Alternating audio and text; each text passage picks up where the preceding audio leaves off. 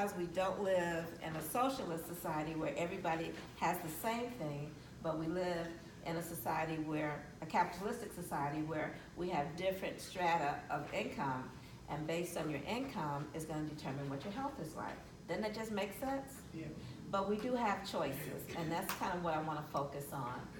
So these are the things that I was asked to present on: the impact of diabetes in this region, how we can speak to families about obesity as a disease without body shaming. We've heard body shaming a lot, right? The number of physicians is low in this area, and how do we access care? And what can be done if we choose to become advocates in our community?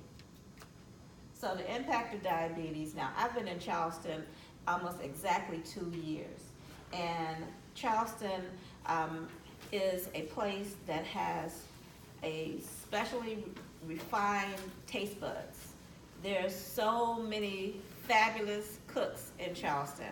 There's so many fabulous restaurants in Charleston. And Charleston will not be good for your health if you hang out at them too long. But I want to talk to you about diabetes. And before I even get to these statistics, I would tell you this, that some data that I had a chance to review showed that between 2005 and 2016, that 51% of admissions to our health system had a diabetes component. They had a diabetes diagnosis. So what that meant is that over half of everybody that came to our hospital in that period of time came with diabetes as their principal concern. And I believe that that other 49% was one glass of sweet tea away from being diabetic too. I'm just saying. So these are statistics regarding South Carolina. 1 in 5 adults with less than a $15,000 annual household income has diabetes. Now I put that piece of data first to show you that it's connected to economy. It's connected to how much money you make. How many people know it's very expensive to eat healthy? Have you ever tried to buy an organic cucumber? It is very expensive. Now, my mother, who is also a nurse, and my sister, who is also here, who's also a nurse and a health educator, it's a sickness that runs in our family. But my mother and I have been very focused on our food, and our family has been very focused on getting our weight under control and making healthier health choices. And on this side of 50, things move a lot slower, especially when you see the scale trying to move the negative way. It takes a lot longer, and that hormones has a lot to do with that. But I was trying to explain to my mother why organic costs more than inorganic. And she was like, okay, now listen, they have to put pesticides and germicides on all the food. So if they're putting all this extra on the food, why does it cost more than when they're not putting it on the food? And she said, it just doesn't make sense. And it's hard to convince Georgia Flowers, but that's a whole nother story.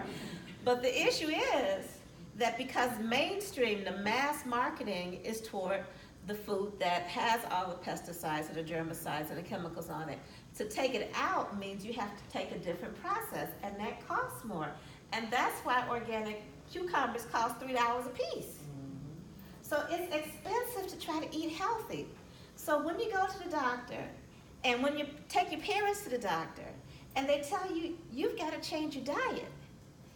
But they don't tell you, you got to get at least $50,000 more in your bank account every year so that you can eat that way. But there are ways to mitigate that. And what I have found specifically in the South, where in Charleston we have 11 months of summer, I'm so surprised that we don't have more urban gardens. And I had to teach them that we don't do high fructose corn syrup.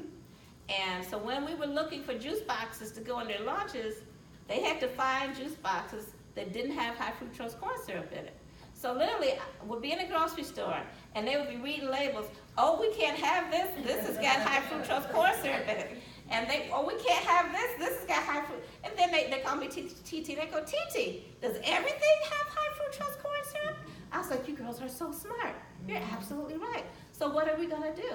Well, they found one that had the lowest amount, and then in addition to that, we started making what we call pretty water. Pretty water is water that has mint leaves in it, that has lemon slices in it, that had orange slices in it, and that has strawberries in it. And we would rotate what has sweet water to the mint water. So those are that 49%, that's that one glass of sweet tea away.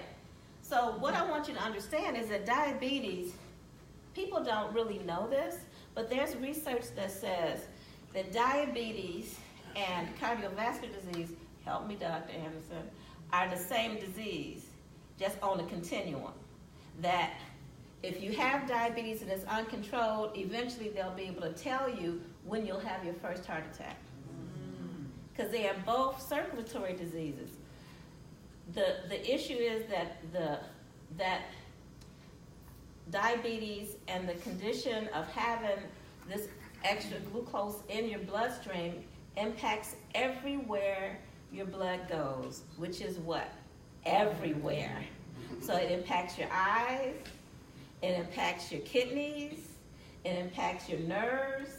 You can have diabetic retinopathy, which is your eyes.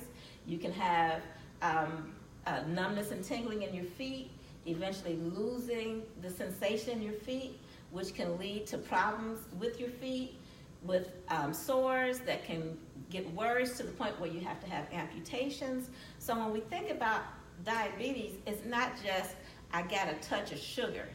This is the gateway, the opening of doors into so many other issues. And what does that do to your quality of life? How many know anybody that's on dialysis? Anybody with hypertension? Okay, same thing. This is exactly the point. And when we talk about diabetes risks and complications, 4 out of 5 people with diabetes in South Carolina are overweight or obese. Now, when we talk about that, it is recognizing that the healthier foods have lower calories. The unhealthier foods have higher calories. The Happy Meal, the salad with the organic cucumbers.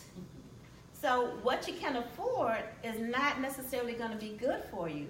It's what you can afford that is more desirable because it has less calories. But there is another way, and I'm going to get to that. 7 out of 10 people with diabetes have hypertension. Diabetes and hypertension are first cousins. 2 out of 3 people with diabetes have high cholesterol. The higher fat content in your blood. That's the best way to describe it. Cases of end-stage renal disease attributed to diabetes have increased 50% in the last 10 years. The incidences of kidney failure, which often leads to dialysis, that often leads to needing kidney transplants, that can often end up in death. This is the process of uncontrolled diabetes over time. And our family had a really good friend who was also a nurse, that her family had a strong family history of diabetes. And let me just say this about family history. A lot of times it's not necessarily a genetic disposition, that genetically our family is more apt to get diabetes. It is more around what is the family lifestyle. And I remember when, I talk about my mother all the time, but I remember the day that my mother tricked us and made the spaghetti with ground turkey instead of ground beef. And we didn't notice it. It was just spaghetti. But she started changing her lifestyle, which changed our lifestyle.